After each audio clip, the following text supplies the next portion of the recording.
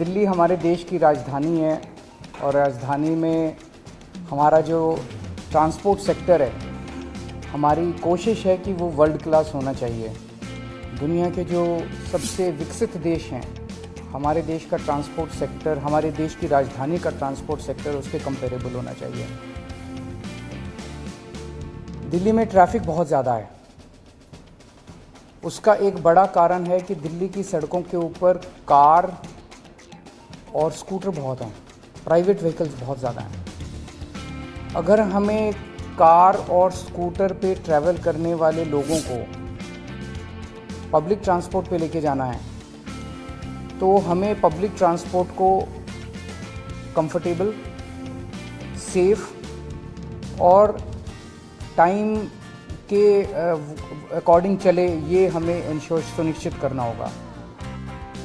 सबसे बड़ा रेवोल्यूशन दिल्ली के ट्रांसपोर्ट सेक्टर में तब आया था जब दिल्ली में मेट्रो शुरू हुई थी। बहुत सारे ऐसे लोग जो मिडिल क्लास के लोग हैं, इवन अपर मिडिल क्लास के भी लोग हैं, उन लोगों ने अपनी अपनी गाड़ियां छोड़ के और मेट्रो से जाना शुरू किया। इससे दिल्ली की सड़कों पे काफ़ी व्हीकल्स की कमी आई थी। लेकिन धीरे धीरे over a period of time, अब मेट्रो को भी 22-23 साल हो गए, 25 साल हो गए, धीरे धीरे दिल्ली की सड़कों पे फिर से ट्रैफिक बहुत ज़्यादा बढ़ गया है। मेट्रो खचाखच भर गई हैं, जिसकी वजह से एक रिपल्सिव इफेक्ट है कि जिन लोगों ने मेट्रो में जाना शुरू किया था, मेट्रो में जगह नहीं मिलती, बैठने की जगह नहीं मिलती, खचाखच भरी रहती है, वो आराम नहीं है। सो वापस लोग अपनी गाड़ियों पे आ गए, वापस लोग अपने स्कूटर पे आ गए। दिल्ली में बसें हैं, दिल्ली की डीटीसी की बसें हैं, क्लस्टर बसें हैं। वो बसेस लोअर मिडिल क्लास तक इस्तेमाल करते हैं लोग। बसेस एसी बसेस भी हैं, लेकिन बसेस में सीट की कोई गारंटी नहीं है। वो वाला कंफर्ट नहीं है जो एक अपर मिडिल क्लास या मिडिल क्लास एक्सपेक्ट करता है। उसको देने के लिए एक स्कीम के ऊपर हम पिछले 4-5 साल से काम कर रहे हैं। प्रीमियम बसेस हम लाने की कोशिश कर रहे थे दिल्ली में।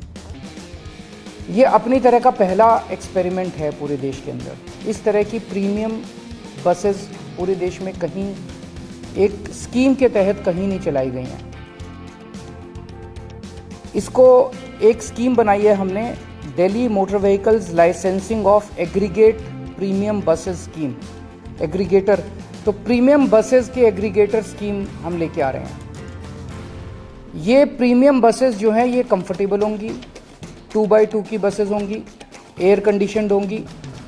इनके अंदर बसों में वाईफाई होगा, जीपीएस होगा, सीसीटीवी होगा, पैनिक बटन होगा और सीट की बुकिंग जो है वो ऐप बेस्ड या वेब बेस्ड होगी। कोई भी खड़ी सवारी अलाउ नहीं की जाएगी, आपको शर्तिया तौर पे सीट मिलेगी।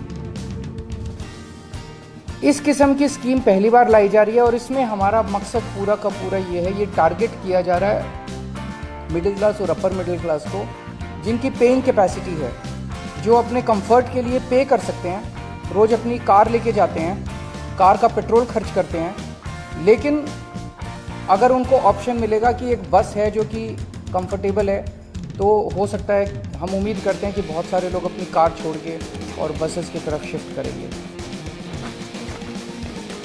इसमें 3 साल से पुराना व्हीकल अलाउ नहीं किया जाएगा। जो बसेस लेके आएंगे वो 3 साल से पुरानी नहीं होनी चाहिए, सीएनजी होंगी।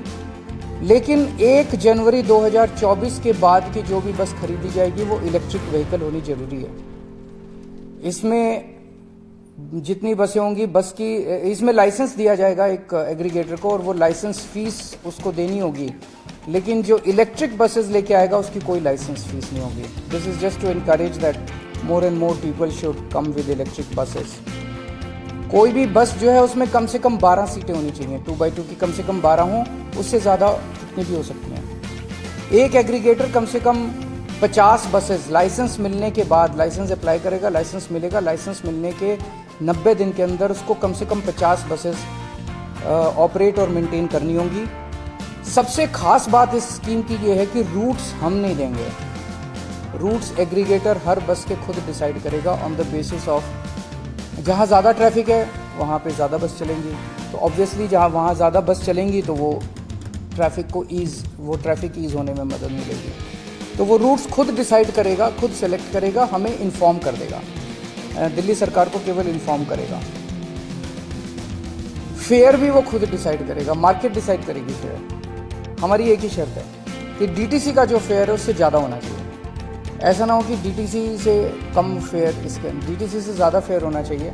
बाकी उसका जो भी है, जो मार्केट फेयर देने के लिए तैयार है वो फेयर चार्ज कर सकता है।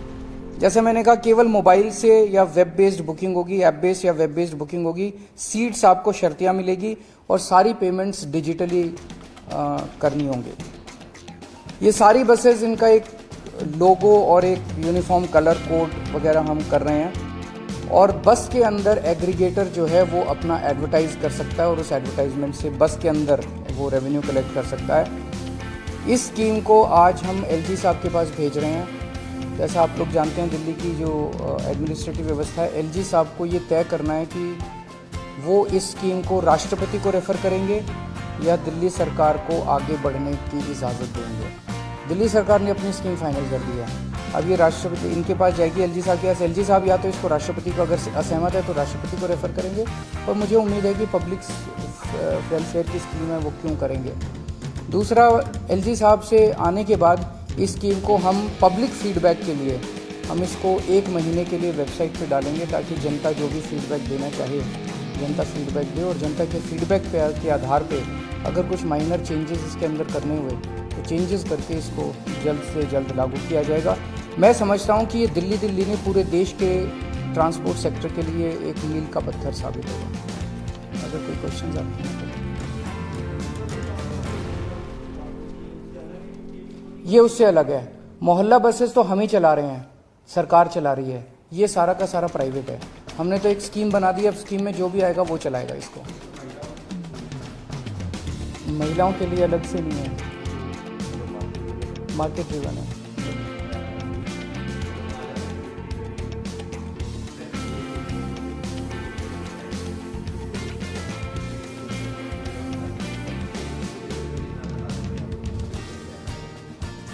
देखिए, हम शुरू से कह रहे थे कि दिल्ली के अंदर कोई भी किसी तरह का कोई शराब घोटाला नहीं हुआ।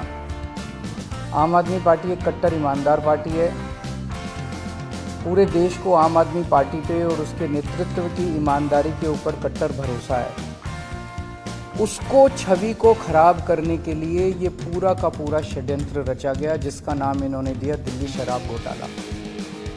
इसमें क्या आरोप लगाया इन्होंने आरोप लगाया कि कोई साउथ लॉबी है, उस साउथ लॉबी ने आम आदमी पार्टी के लोगों को 100 करोड़ रुपए की रिश्वत दी। ये एक आरोप बीजेपी वालों ने लगाया। सीबीआई और ईडी ने भी कोर्ट में कहा है और उन्होंने माना है कि 100 करोड़ में से 70 करोड़ का उनके पास कोई सबूत नहीं है। वो खुद कह रहे हैं कि 70 करोड़ का उनके पास कोई सबूत नहीं है। 30 करोड़ रुपए इन लोगों का कहना है, कोई राजेश जैन है कि राजेश जोशी, कोई राजेश जोशी 30 करोड़ रुपए साउथ से लेके दिल्ली लेके आया और दिल्ली में उसने आम आदमी पार्टी के नेतृत्व को ये 30 करोड़ रुपए दिए। ये सीबीआई और ईडी ने आरोप लगाया। ये बस इनके पास यही सबूत है कि किसी ने, गवाह ने गवाही दी है कि राजेश जोशी 30 करोड़ रुपए। अब 6 मई को जो कोर्ट का ऑर्डर आया, उस कोर्ट के ऑर्डर में लिखा है कि राजेश जोशी एक भी पैसा लाने का कोई सबूत नहीं है, कि राजेश जोशी कोई एक भी पैसा साउथ लॉबी से लेके दिल्ली में लेके आया। 30 करोड़ तो दूर की बात है। तो जब राजेश जोशी एक भी पैसा लेके नहीं आया, साउथ वालों ने पैसा दिया नहीं, आम आदमी पार्टी के नेतृत्व को पैसा मिला नहीं, तो सारा का सारा केस तो खत्म हो गया। इसका केस क्या बचा? ना रिश्वत ली गई, ना रिश्वत दी गई।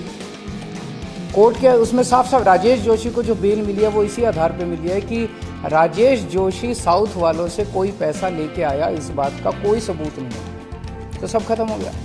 दूसरा आरोप इन्होंने ये लगाया कि 100 करोड़ रुपया जो ये रिश्वत ली गई, ये गोवा के चुनाव में खर्च की गई। गोवा में आम आदमी पार्टी ने जितने लोगों से काम कराया, पर्चे छपवाए, होर्डिंग लगवाए, जो भी जितने वेंडर्स थे, हमारे सारे वेंडर्स पे रेड मार ली इन्होंने। सीबीआई ईडी ने पिछले 6 महीने सबको गिरफ्तार कर लिया।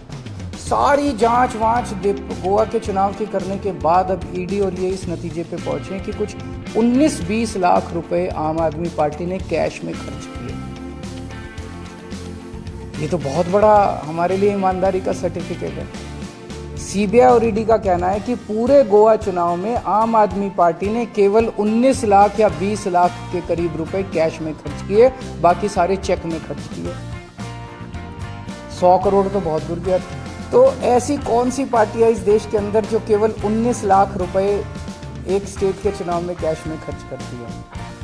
तो सीबीआई और ईडी ने तो सबसे बड़ा सर्टिफिकेट दे दिया आम आदमी पार्टी को कि केवल 19 लाख रुपए, उसका भी अकाउंट वगैरह मांगेंगे तो दे देंगे, 19 लाख रुपए केवल कैश में खर्च किए, वहां भी कुछ नहीं। ना रिश्वत आई, ना रिश्वत खर्च हुई, ना रिश्वत ली गई, ना रिश्वत दी गई।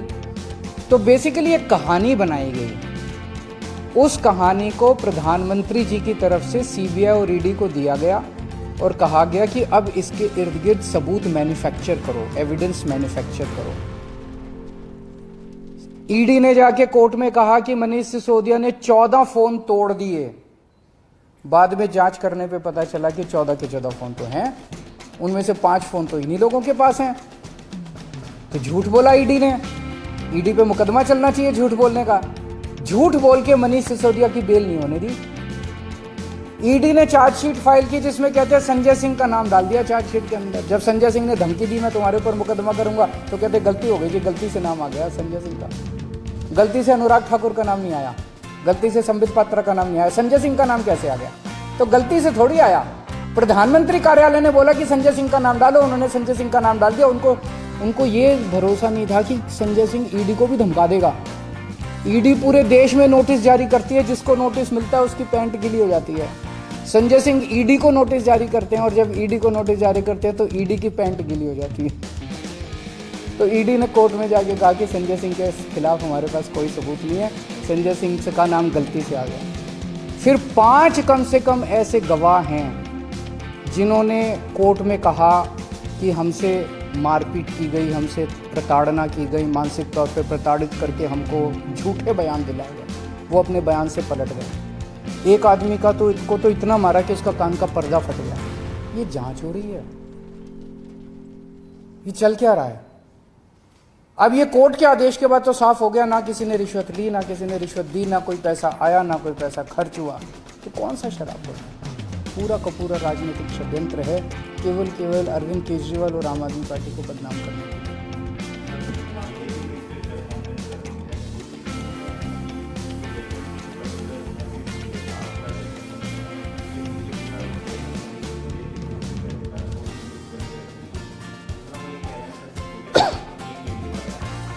कर लें, उनका तो मकसद ही है। वो तो अभी कल मैं सत्यपाल मलिक जी का इंटरव्यू सुन रहा था, वो कह रहे थे कि अगले चुनाव के पहले ये केजरीवाल को भी गिरफ्तार करेंगे। कर लें, केजरीवाल बहुत छोटी चीज़ है, पूरा देश देख रहा है।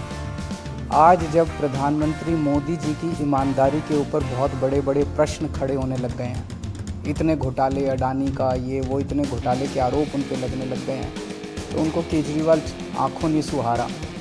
उनको पूरे देश के अंदर अगर कोई ईमानदारी की बात करता है तो अरविंद केजरीवाल और आम आदमी पार्टी की बात होती है। वो हमारे ऊपर कीचड़ उछाल रहे हैं, रोज़ कीचड़ उछाल रहे हैं। तो गिरफ्तार करना चाहते हैं, करें। वो धमकी क्यों दे रहे हैं? भारतीय जनता पार्टी कह रही है कि अगला नंबर केजरीवाल का है। इससे तो ये साफ हो जाता है कि ईडी को और सीबीआई को यही चला रहे हैं। वो कैसे कह सकते हैं कि अगला नंबर केजरीवाल का है? सीबीआई ने उनको बताया कि उन्होंने सीबीआई को बताया? सीबीआई को बीजेपी चला रही है, जैसा मैं कह रहा था। ये तो साफ जाहिर है, बीजेपी बता रही है उनको कि अगला नंबर केजरीवाल का है, पकड़ लो अब इसको।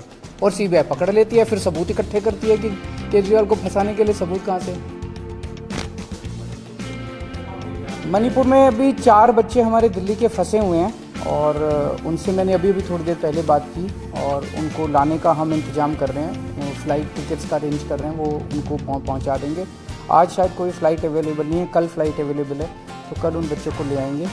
बच्चे सेफ़ हैं, अभी अपने हॉस्टल में ही हैं और मैं अभी थोड़ी देर में मणिपुर के सीएम साहब से भी बात करूँगा इस बार। अपने 4 दिल्ली के बच्चे हैं।